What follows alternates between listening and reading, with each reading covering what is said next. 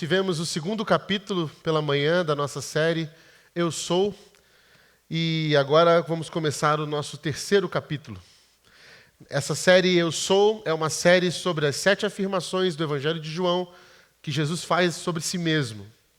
Ele faz 7 afirmações se identificando como o grande Eu Sou, com o Eu Sou que Moisés conhece lá no Antigo Testamento. E por isso ele usa a mesma expressão, eu sou, para poder se identificar nessas afirmações. É a forma como Jesus usa para revelar a sua identidade em Deus Pai, como sendo o Messias de Deus, o Cristo enviado por Deus para tirar o pecado do mundo.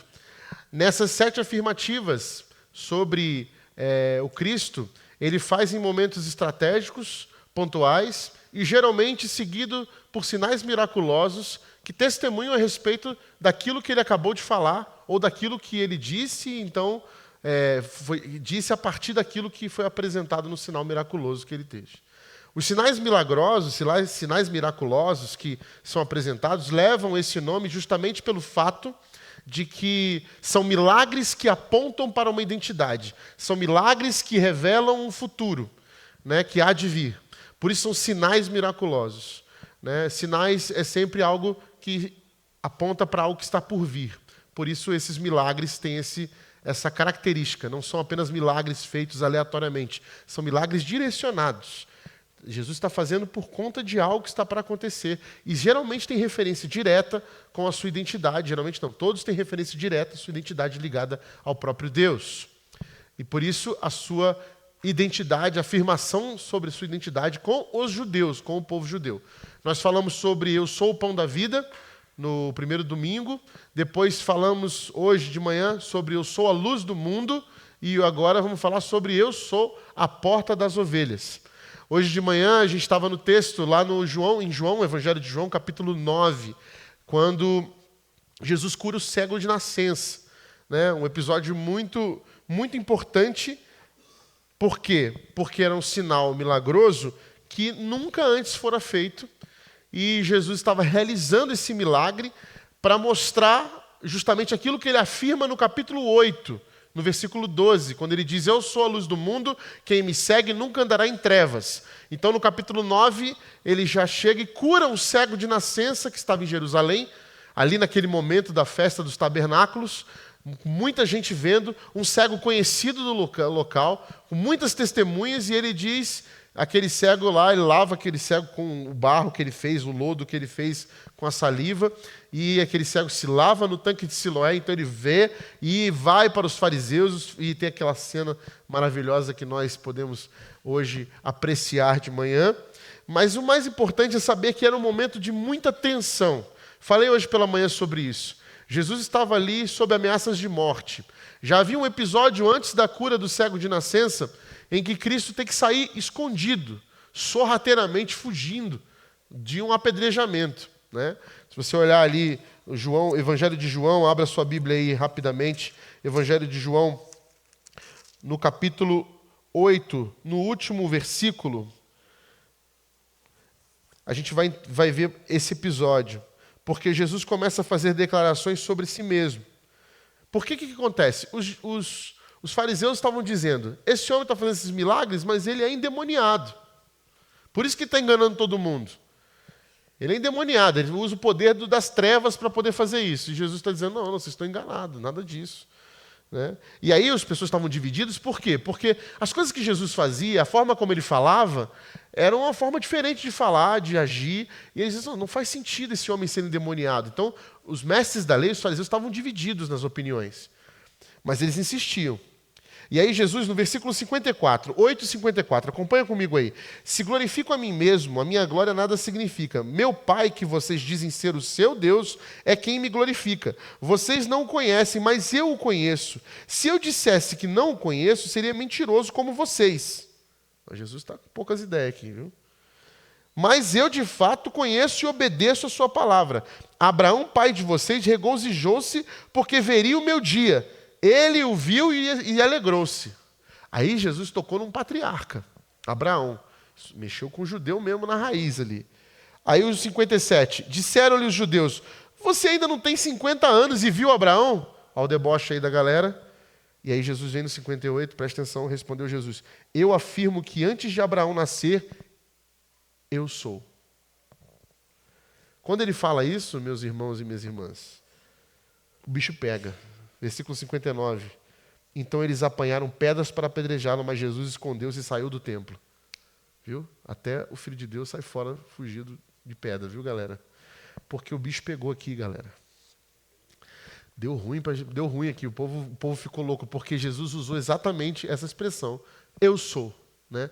E ele fez uma afirmação ainda mais poderosa. Antes de Abraão nascer, eu sou. Está claro aqui que Jesus está afirmando quem ele era diante dos judeus. E por isso os judeus estavam revoltados. Como a gente viu hoje de manhã, eles já tinham decidido que qualquer pessoa que afirmasse que Jesus era o Cristo, Jesus era o enviado de Deus, deveria ser expulso da sinagoga. O clima era muito tenso. Os mestres da lei já tinham mandado soldados para matar Jesus. Mas os soldados chegaram lá, ouviram Jesus e não vou matar ele não, ele é legal pra caramba, olha o que ele está falando, muito maneiro, não vou matar ele não, olha o que ele está falando, como que a gente pode matar um cara desse?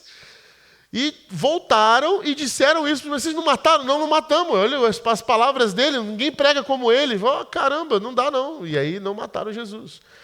Quando chega no capítulo 9 e ele cura um cego de nascença, as coisas vão ficando mais graves ainda, principalmente porque agora tem muito testemunho a respeito do que Jesus estava fazendo. E o que ele estava fazendo era simplesmente curar, fazer um feito que nunca antes foi registrado na história. Curar um cego de nascença. E por que eu estou dizendo isso? Porque assim que ele termina, assim que a gente terminou hoje de manhã o texto de João, que termina quando Jesus fala assim, para os fariseus, se vocês fossem cegos de verdade, não seriam culpados. Mas agora que dizem que vocês podem ver, a culpa de vocês permanece.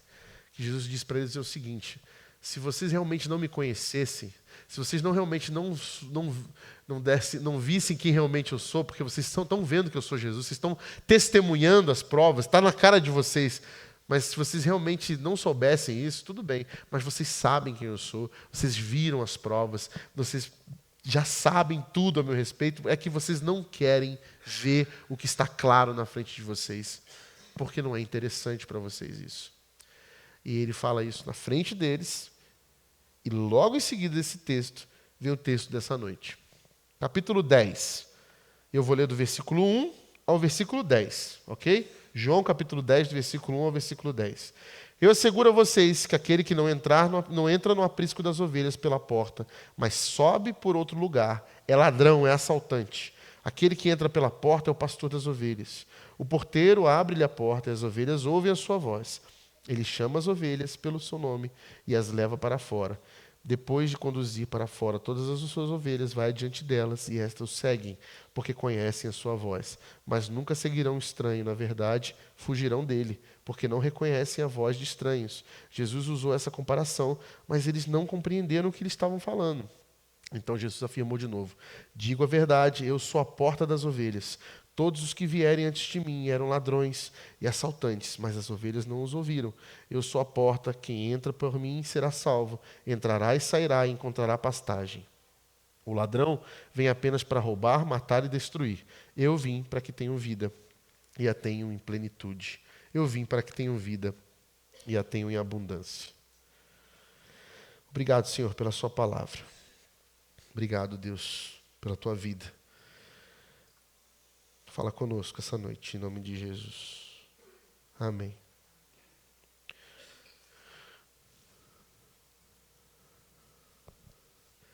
Mais importante do que saber quem Jesus é saber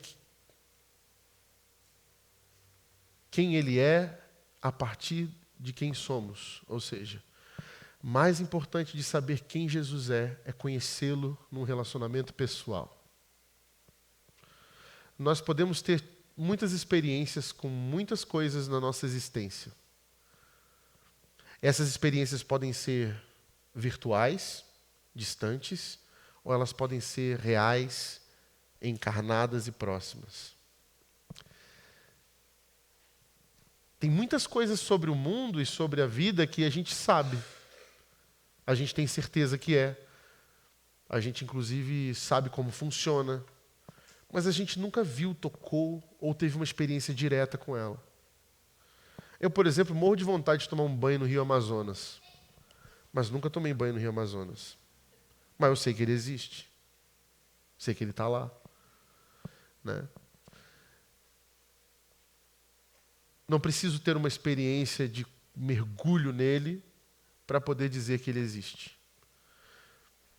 Eu sei, por exemplo, que a neve é muito gelada, mas eu não conheço neve. Meu sonho é conhecer neve. Das minhas filhas também, elas são doidas para ver neve. Depois que viram Frozen, então, só querem ver neve.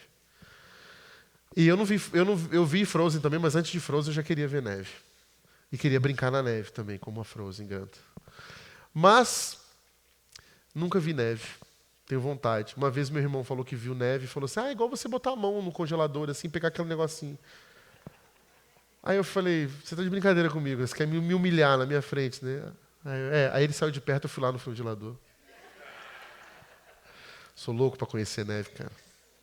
Teve uma vez que teve aqui num shopping, aqui em Campinas, fizeram um negócio de neve ali, né? Simulando neve. Fui lá, né?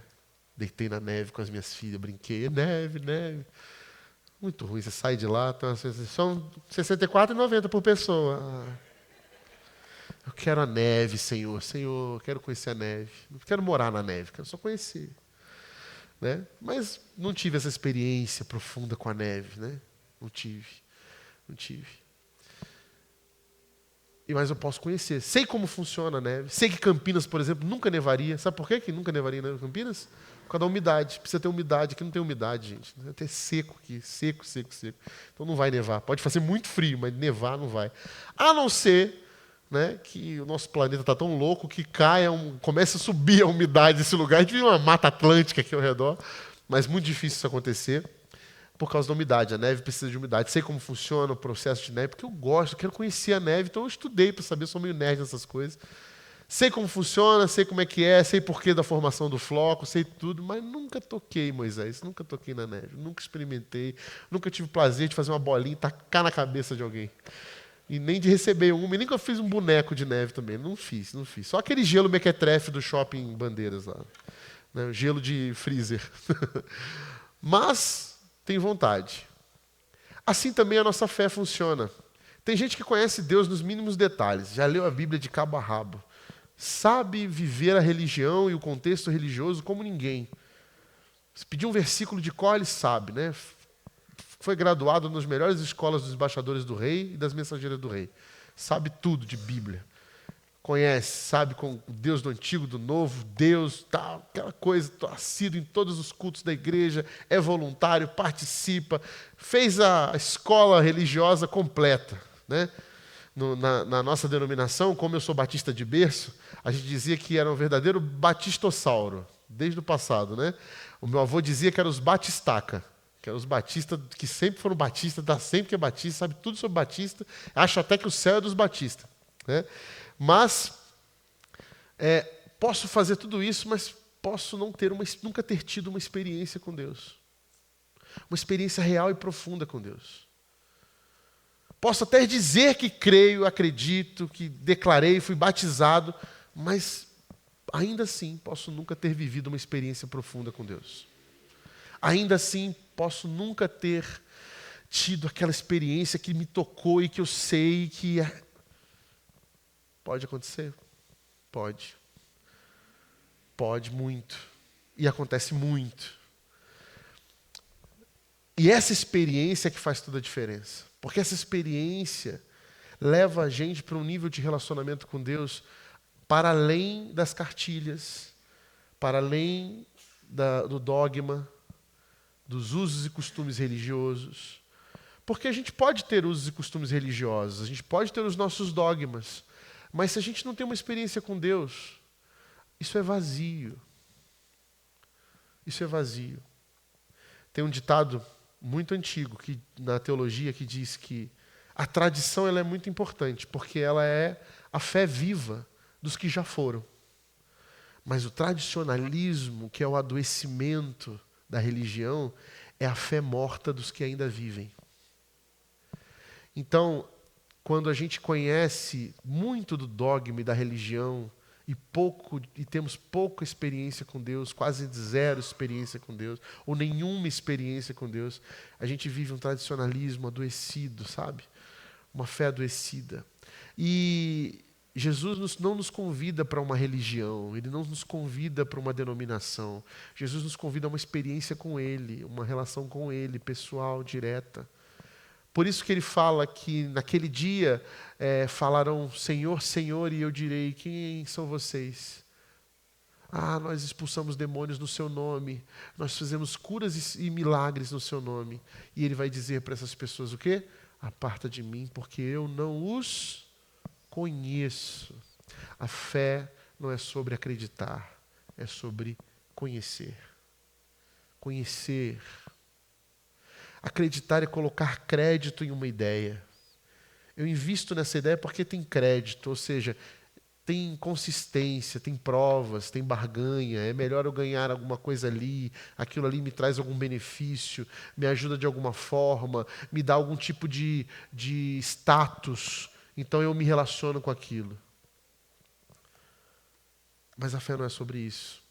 A fé, pelo contrário, a fé em Jesus é uma fé bem difícil, inclusive. É uma fé de cruz. O nosso símbolo é uma cruz, meus irmãos. O símbolo da nossa fé é uma cruz. É um símbolo mais... Você vê os judeus, até uma estrela. Vai. Estrela de Davi, né? Aquela coisa. Nós somos uma cruz, irmãos. Sabe o que é uma cruz? A cruz é o objeto de morte do nosso Salvador. Já era um objeto de morte antes, matou o nosso Salvador, é um objeto de tortura, de morte hedionda. Não é um objeto de beleza. Eu coleciono cruz, hein? Se você quiser me dar um presente, pode me dar cruz. Olha isso. Mas eu não coleciono a cruz porque eu acho que o significado dela poderoso está em seus atos. Não. Eu coleciono a cruz porque ela me lembra daquilo que foi poderoso através dela. Mas o símbolo dela para a nossa fé só serviu, eu só fui atraído por ela por causa de quem? Por causa de Jesus. Naturalmente, nenhum de nós seria atraído pela cruz. Pelo amor de Deus, gente, quem vai ser atraído pela morte, pela tortura? Nós somos atraídos por Jesus, e a Bíblia fala isso. Ninguém pode vir a mim se o Pai que me enviou não o atrair, e eu o ressuscitarei no último dia. João capítulo 6, versículo 44. Ninguém pode vir a mim se eu não o atrair. Se o Pai que me enviou não o atrair. Se Deus não atrair você para a cruz, esquece, não tem jeito, nós não vamos ser atraídos. É por isso que Jesus vai começar a usar aqui o exemplo de ser a porta. Porque para que serve uma porta? Quais são as funções pragmáticas de uma porta? Controle de entrada e saída, certo? Entrada e saída. E qual é a segunda coisa? Proteção, que você fecha a porta. São as duas funções. Quando Jesus começa a falar que ele é a porta, ele está dizendo para os discípulos e para os fariseus o seguinte: olha, eu sei quem entra, eu sei quem sai, mas não é todo mundo que entra e nem todo mundo que sai. Tem uma galera aí que diz que me conhece, mas não me conhece não. Quem me conhece são as minhas ovelhas. As minhas ovelhas, inclusive, sabem o som da minha voz.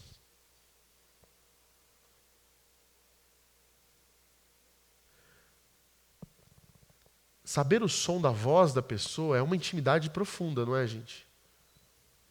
Quando eu era adolescente, hoje não tem mais isso nas casas, mas tinha telefone fixo. Deve estar junto com o Discman no museu, telefone fixo. Tinha um telefone fixo. E eu ficava esperando a idade que eu poderia atender o telefone de casa. Ficava contando com esse dia. Que dia meus pais vão deixar eu atender o telefone? E aí chegou esse dia que minha mãe não chegou esse dia, né? Minha mãe estava ocupada, falou: atende o telefone, está tocando. E eu fui. E aí eu corri para atender. Alô, gostaria de falar com quem? E aí a pessoa do outro lado era uma tia minha que falou assim: oi, Érica, tudo bem? Adolescente com aquela voz meio semitonada, né? E ela achando que era minha mãe, né? Não é a Érica, é o Rodrigo. Lá, oi, Rodrigo! Aí pronto, passei. Aí eu achei que foi um episódio da minha tia. Outro dia eu atendi, engrossei um pouco mais. Alô, tudo bem? Oi, Érica, tudo bem? Eu falei, gente, isso é de brincadeira. Né? Caramba, né? Aí tá. Aí um dia estava eu na casa de um amigo meu, fui ligar para minha mãe para dizer para ela que eu ia ficar um pouco mais tarde. Liguei para minha mãe. Alô? Aí a minha mãe atendeu. Oi, Rodrigo. Eu nem falei quem era. Minha mãe falou, oi, Rodrigo. Eu falei, nossa, mãe, sabia que era? Eu sei que você não conhece sua voz. Interessante. Conhecer a voz do outro é bem particular. Lembro da minha sogra contando o episódio de que uma menina ligou para ela dizendo que era a Priscila sequestrada. Ô mãe, estou aqui sequestrado, sou eu, sua filha Priscila. Aí a minha sogra falou, olha aqui, sua sem vergonha, vai arrumar o que fazer, que você não é minha filha, coisa nenhuma, que ela não tem essa voz de taquara rachada. E desligou. Porque ela sabe a voz que tem. A gente sabe a voz quando a gente conhece bem. Intimidade traz essas coisas para a gente. A ovelha conhece a voz do seu pastor. E olha que as ovelhas são bichinhos bem surdinhos, né, gente? Se vocês analisarem a biologia, as ovelhas são uns bichos bem surdos. Então, a ovelha, para ela saber a voz do pastor e reconhecer a voz do pastor, é porque o pastor anda junto. E a ovelha anda junto do pastor. E por muito e muito tempo. Caminhando com ele, ouvindo o comando, ouvindo vem cá, ouvindo vai lá. As minhas ovelhas sabem o som da minha voz, me conhecem. Sabem que eu estou chamando, sabem. Essas minhas ovelhas, elas não são enganadas por qualquer pessoa. Pode vir um ladrão aí, elas não tem jeito, elas não são enganadas. Porque elas têm uma relação profunda comigo. Elas me conhecem e eu conheço cada uma delas pelo nome. Eu sei o nome delas. Sabe que isso me remete a um episódio muito bom, quando já mais na frente Jesus ressurreto, lá no jardim do túmulo, Maria Madalena vê um homem, e ela chega perto desse homem, quando ele fala com ela, o que você procura? Aí ela fala assim, você roubou o corpo do meu amado, de Jesus, meu mestre. E aí a pessoa, o homem fala, Maria. Maria, só fala isso. Na mesma hora, Maria Madalena vira para essa pessoa e fala, Jesus. As ovelhas sabem quando o pastor chama pelo nome. Basta ele falar o nome de cada um de nós. Isso é relacionamento profundo, íntimo, poderoso. Não é sobre teologia. Anos de teologia não trazem isso. É uma experiência de obediência, de adoração. É uma experiência que esse cego aqui teve. Ao ponto de quando ele falou, você crê que eu sou esse Senhor? Você crê nisso? E ele se colocar, eu creio, e se colocar em adoração na mesma hora. Ele é o Messias. Ele é o Messias. Essa entrada na porta é uma entrada específica porque não é uma entrada fácil. As ovelhas que estão indo por essa porta, que reconhecem o mestre, sabem quem é o mestre e por isso vão. Porque se for pela cruz, a gente precisa ser atraído mesmo. Não é fácil. Não tem vida boa para nós. Eu sei que prometem aí fora. Vem cá, vem ser crente que você vai prosperar. É mentira, gente. Olha as histórias bíblicas. Olha as histórias bíblicas. É luta. Porque este mundo é mau. Certo? Ao mesmo tempo, Jesus fala nesse texto que ele também sai com elas para as pastagens. Ele envia. É uma porta de entrada e de saída. Nós entramos no aprisco do Senhor, sim, nós somos cuidados por Ele ali, mas também nós andamos com Jesus por onde Ele for. Nós seguimos o Jesus, nós estamos andando com Jesus. E nós, quando andamos com Jesus, nós passamos por umas poucas e boas aí. Por quê? Lucas capítulo 10, versículo 3. O que Jesus fala lá no Evangelho de Lucas? Vão, eu os envio como cordeiros, como ovelhas, no meio de lobos. Bom pastor nos envia para o meio de lobos. O que ovelha faz no meio de lobo? Morre. Morre devorada. É isso que faz. A não ser que você seja uma super ovelha, que puxa a sua lã e bate nos lobos e sai correndo. Você não faz isso. Ovelha boa, ovelha para o sacrifício. É a ovelha que vai para o sacrifício. Essa saída nossa, esse envio, a passagem pela porta das ovelhas, é isso. Por quê? Porque também havia, e aí Jesus é mais claro aqui na frente, quando ninguém entendeu nada, ele fala, eu sou a porta das ovelhas. Por que era a porta das ovelhas? Era o nome que dava a entrada, a uma das entradas de Jerusalém, em que as pessoas passavam com os sacrifícios. As ovelhas que iam para o sacrifício. Eram inspecionadas ali, para serem sacrificadas. Então, entendam isso. Nós somos as ovelhas que nós vamos dar a nossa vida por amor ao Cristo. E por que a gente faz isso? Porque a gente está com um bom pastor. Pô. Ele nos ensinou isso. Ele nos ensinou a dar a nossa própria vida.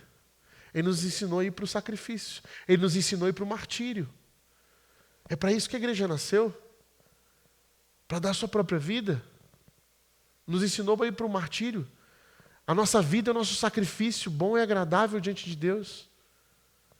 Nós empenhamos a nossa vida nisso. Nós não nos empenhamos meia boca.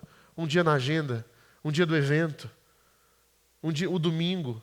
Não, nós colocamos a nossa vida nesse negócio. Nós colocamos nossos filhos nesse negócio. Nós colocamos nosso coração nisso. Não é brincadeira. Não é uma brincadeira de ir na igreja no domingo, gente.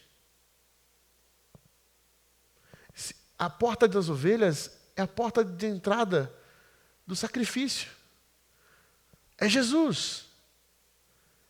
Ele nos chamou para fazer isso. A boa notícia é que Ele morreu por nós. E agora a nossa vida ganha outro sentido. Porque a condenação que haveria na morte não vai haver mais. Então agora nós podemos ir tranquilo, porque a morte foi vencida. E a gente coloca a nossa vida nisso. Ele também nos envia como ovelha no meio dos lobos. Porque quando a gente dá a nossa vida, os lobos ficam assim, por que essas ovelhas estão vindo aqui fazer isso? Por que elas não se juntaram, não fizeram um motim, uma rebelião? Por que elas não revidam na mesma moeda?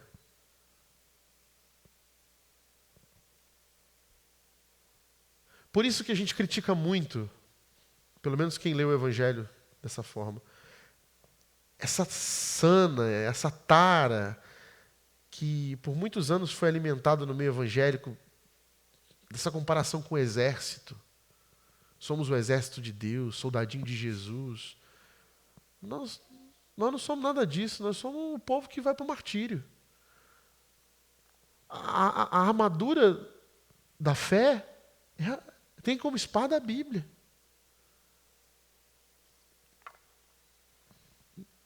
O nosso Cristo mandou Pedro guardar a espada. E falou que quem pegasse na espada ia morrer por ela. Nós não somos esse povo. A nossa batalha foi vencida no nome de Jesus.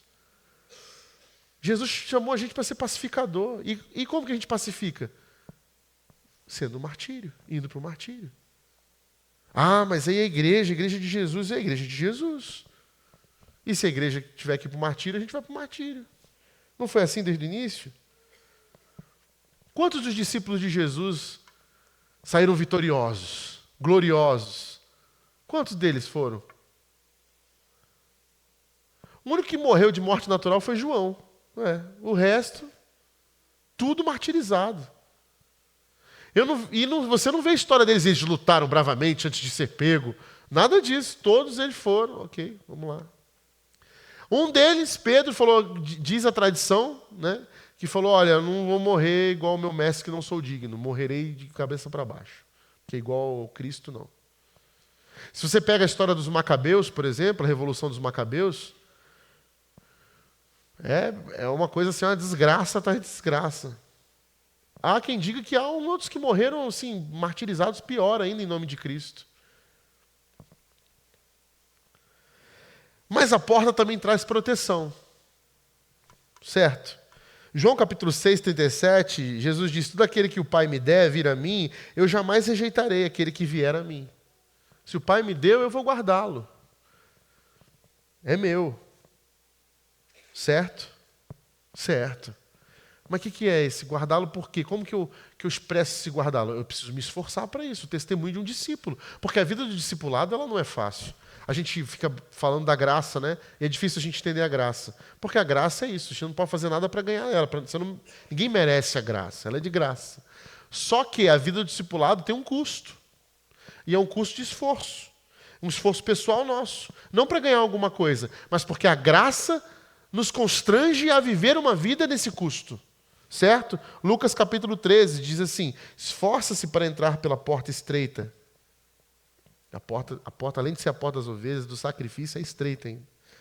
Pois lhes digo que muitos tentarão entrar e não terão sucesso. Quando o dono da casa se levantar e fechar a porta, você ficará do lado de fora, batendo e pedindo, Senhor, abra a porta para nós. Mas ele responderá, eu não te conheço. Nem sei de onde que és. Fiquem longe de mim todos vocês que fazem injustiça. Haverá choro e ranger de dentes quando você vir Abraão, Isaque e Jacó, todos os profetas do reino de Deus, mas você será excluído. Porque o custo do discipulado é você empenhar a vida nisso. Porque você recebeu a graça de Deus. E essa graça não te coloca num banco sentado, ouvindo mensagem todo domingo. Ela te faz entregar a sua vida na porta das ovelhas. Dar a sua vida, colocar a sua vida nisso. Assumir compromisso, responsabilidade. Em quê? Em amar. Em amar e servir. Em cuidar. Em entregar a sua vida pelo outro. Em mostrar para o outro que a sua vida está empenhada na vida dele. Eu me importo contigo, eu me importo com você. Como eu sei disso? Porque eu estou empenhando a minha vida nisso. Eu sinto a tua dor, eu divido o seu fardo, o teu problema me incomoda, a tua angústia é comigo. Eu oro contigo, eu choro contigo, isso me incomoda, eu preciso caminhar contigo. Estou colocando a minha vida nisso.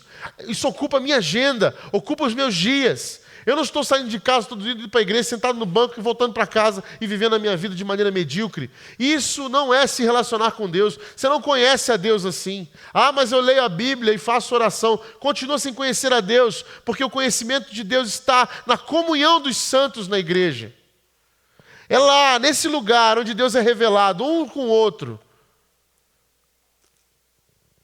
Se você não consegue mergulhar nesses relacionamentos entranháveis que Paulo fala, você não vai sentir a presença de Deus, você não vai ter uma experiência poderosa com Deus.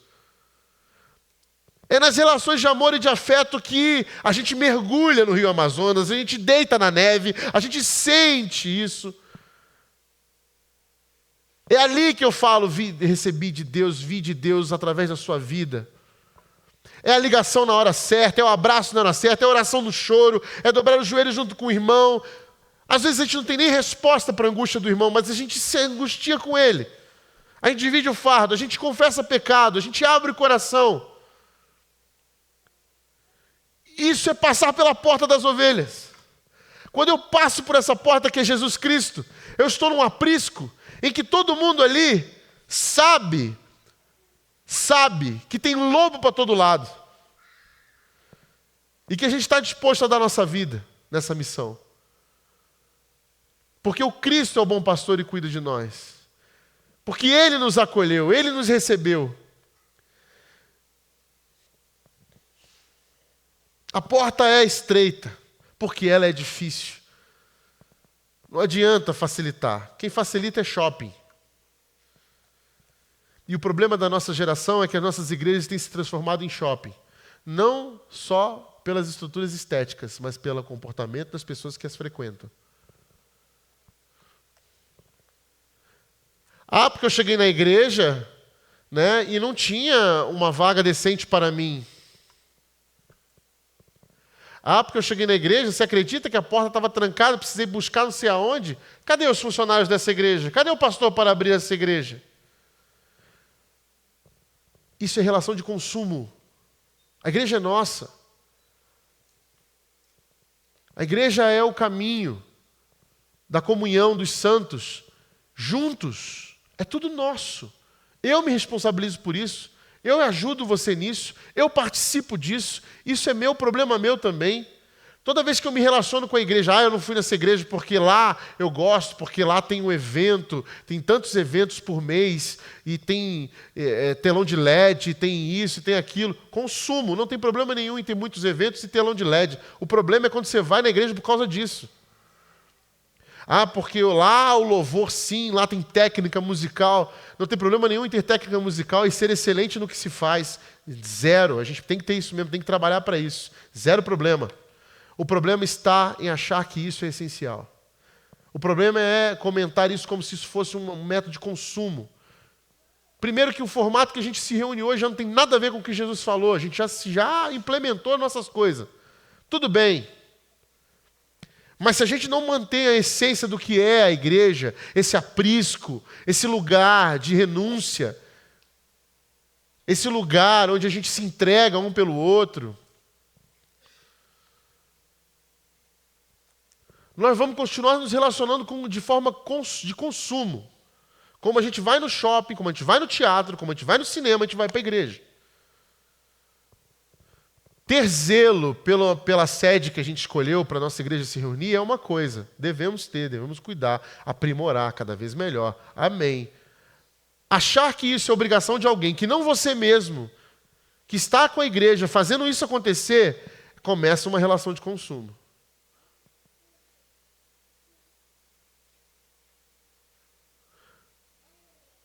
Achar que precisa ter algo que não a palavra como essência, e por isso você vai embora e vai trocar por outro lugar, você não está se relacionando. As pessoas trocam hoje de igreja porque não tem relacionamento. Eu lembrava que quando eu era pequeno, eu ficava triste quando meus pais diziam que a gente ia se mudar. Por quê? Porque eu ia perder meus amigos. Ah, mas a gente vai para uma igreja maior, mais bonita, vai ter mais gente. E os meus amigos? Meus amigos foram batizados comigo, junto comigo. Eu tinha 9, 10 anos. Vou ter que ir embora. Não, mas lá vai ser mais legal. Eu falei, o que mais legal? Não vai ter meus amigos, eles vão? Então não vai ser legal.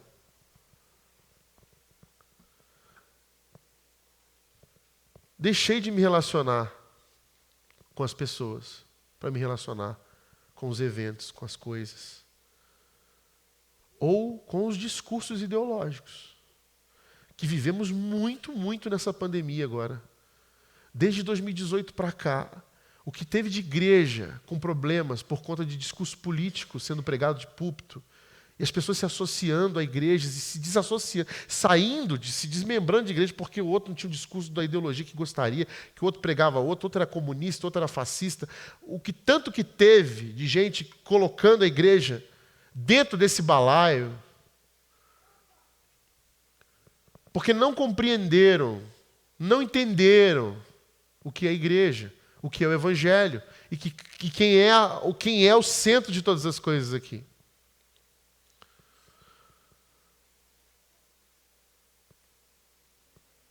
E não era de se espantar, né? Nas nossas casas tivemos isso, aqui na igreja era fácil.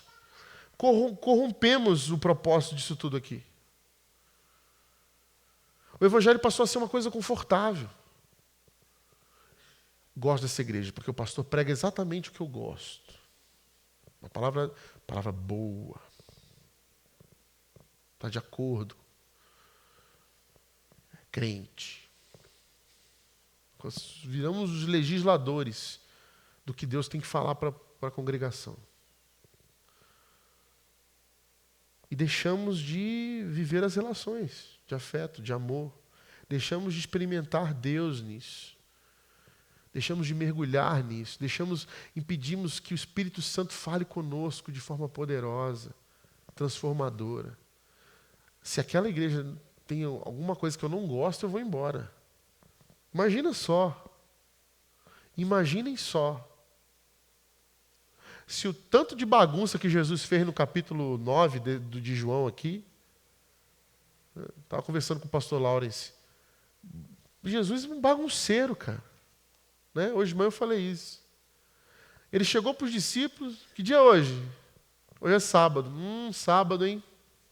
Dia bom para os judeus. Acho que eu vou curar alguém. Curar alguém que é cego, de nascença ainda. De nascença. Como você vai curar? Vai mandar uma palavra? Não, vou mexer, vou fazer barro. Por quê? Porque barro não pode fazer no sábado. Né? E com quem você vai fazer isso? Com um cego bem conhecido. Para ele sair falando, todo mundo vê que curou mesmo. Né? Bagunceiro. Não é? Causou. Lê o capítulo 9, você que não estava de manhã, lê o capítulo 9. Né? Imagine só você membro dessa igreja, em que o mestre Jesus diz para você comer o pão que é a carne dele, e beber do vinho que é o sangue, antropofágica. Esses dias, na sexta-feira, no nosso pequeno grupo lá em casa, eu falei isso. Vocês não entram em crise? Porque reparem que as pessoas que Jesus chocava mais eram as pessoas envolvidas na religião. A galera que não era de religião nenhuma gostava pra caramba de Jesus. Esse era o time que andava colado com Jesus. Mas a galera da religião, a galera que era intuída pela religião, eu não estou falando de gente ruim, não, gente boa, tá? Que estava dentro da religião, os religiosos, os rabinos, essa galera tinha um problema sério com Jesus. E eu falei assim, aí eles falaram, por quê, pastor? Porque eu sou um cara da religião. Sou pastor. Eu sou um homem da religião. Eu fico em crise. Eu falei assim, eu acho que eu seria um desses que estaria lá assim, Jesus é um herege. O que ele está falando? Onde que você está vendo isso, Jesus? Não pode. Procura aí se vem alguém da Galileia de bom. É isso que eles falam aqui. Não vem ninguém da Galileia de bom, não. Será que ele é o Messias mesmo? Estaria tipo Nicodemos, assim, desesperado. Conversava com Jesus, saía com mais 3 triplex alugados na cabeça. E aí ele vem e fala por parábolas. Eu sou a porta das ovelhas. E aí no final ele fala assim, que tem um ladrão. Aí a gente fala, o diabo. Não é o diabo, não. Não é o diabo, irmãos. O ladrão aqui é um cara que... o ladrão é a pessoa que finge ser o pastor da porta das ovelhas. Ele finge. Finge ser o bom pastor. É o oportunista.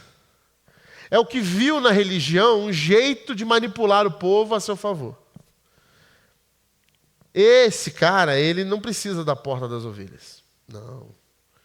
Ele entra sorrateiramente por onde ele quiser. E ele promete coisas muito legais. Promete coisas que vão massagear o seu ego, assim, sabe? Vão dizer coisas que você concorda. Que você, esse cabra é bom, olha lá o que ele prega. Aí, é aquele cara, geralmente, que você compartilha, que você manda para... Olha, você precisa ouvir essa palavra, ouve aí. Ouve aí. Né? Geralmente é um cara assim. Não que todos sejam assim, tá? Mas geralmente é um cara assim. Olha esse aqui, ó, esse pastor é bom, não é esse, não, aquele lá não, esse aqui é bom, esse aqui é bom. Ó, ele fala exatamente o que eu queria falar, mas ele fala melhor do que eu, então toma, ouve aí. Né?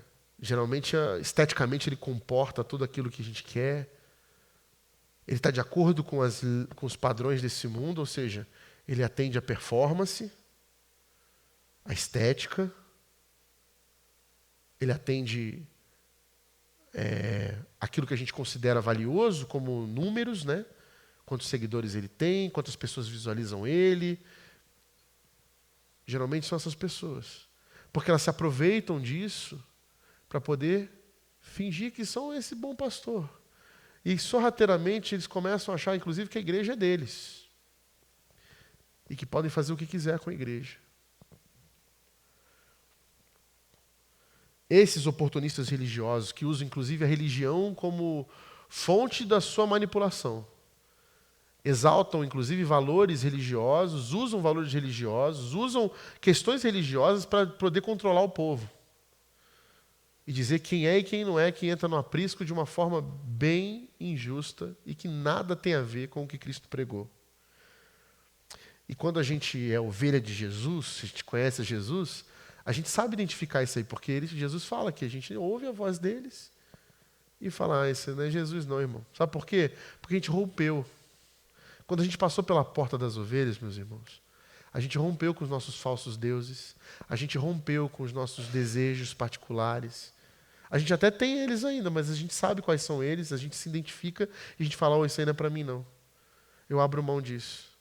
A gente rompeu com nossas próprias vontades, a gente rompeu com os atalhos, porque a gente sabe que a porta é estreita, então a gente não sabe que não tem que pegar atalho. A gente sabe disso. A gente rompeu com as lógicas de consumo, porque a gente está no mundo mal, não dá para a gente poder dizer que as lógicas de consumo desse mundo elas são boas, não tem como.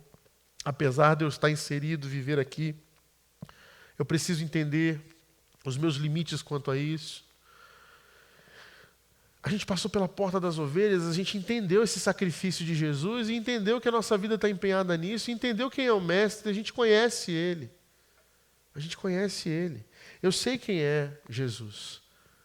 Eu sei quem é, eu passei por essa porta, eu passei por Ele. Eu vi, eu toquei, eu senti, eu sei que é Ele que me acompanha. Eu sei que é Ele que me protege. Eu sei que é Ele que me envia. Eu sei quem é Ele. Quando Ele fala, é só Ele falar meu nome. É só Ele falar meu nome. E eu sei que Ele é Jesus. Por isso que a palavra de Deus diz que Jesus não é uma porta. Jesus é a porta das ovelhas. Ele não é uma porta qualquer. Ele é a porta. E essa porta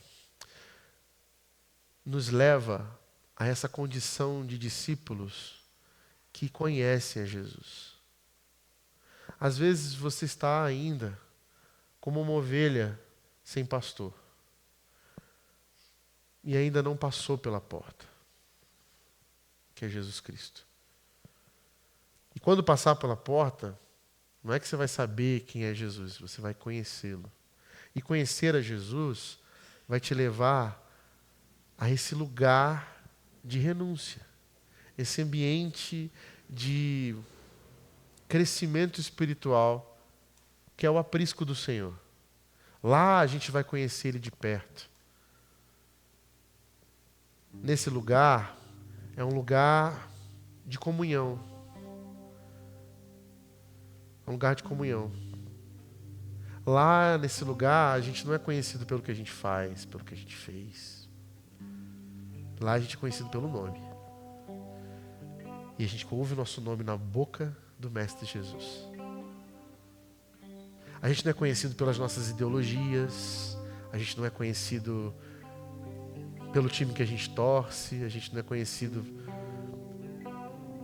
pelas atrocidades que a gente fez e se arrepende, pelo nosso posicionamento econômico no país.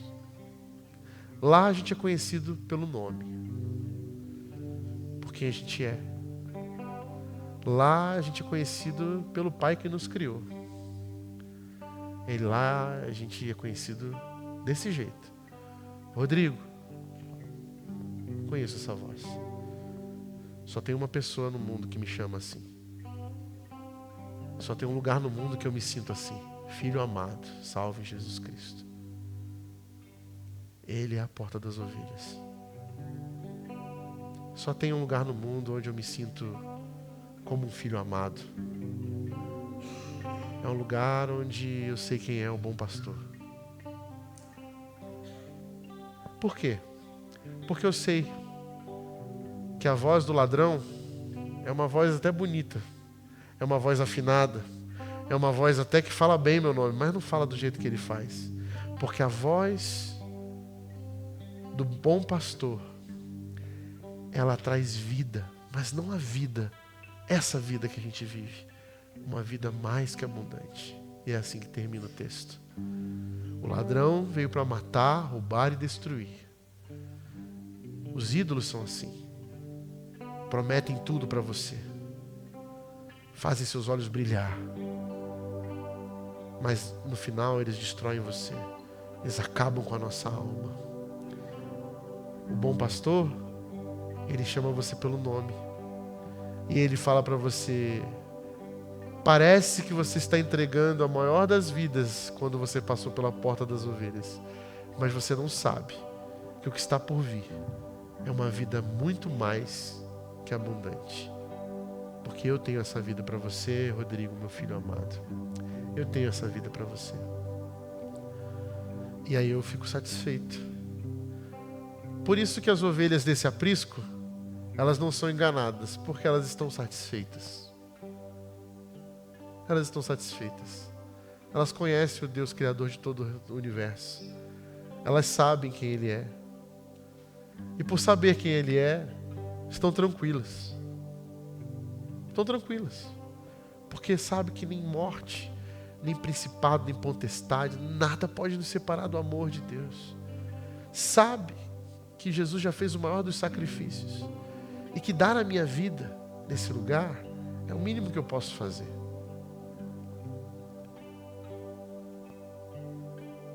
Eu sei quem é o bom pastor, porque eu passei pela porta das ovelhas que é Jesus Cristo. Eu estou satisfeito, eu estou feliz, porque recebi muito mais do que ofereci. Tinha uma vida aqui que achava que era a maior vida de todas, mas hoje vivo a vida plena que o Cristo, o bom pastor, me ofereceu.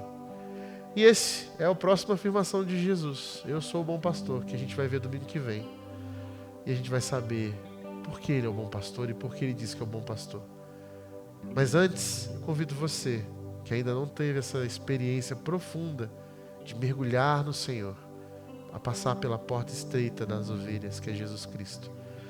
E você vai ver que essa porta estreita é só a porta, porque os caminhos do Senhor se alargam a ver um mundo muito mais bonito e pleno, numa vida muito mais forte e poderosa, capaz de vencer qualquer morte. Amém?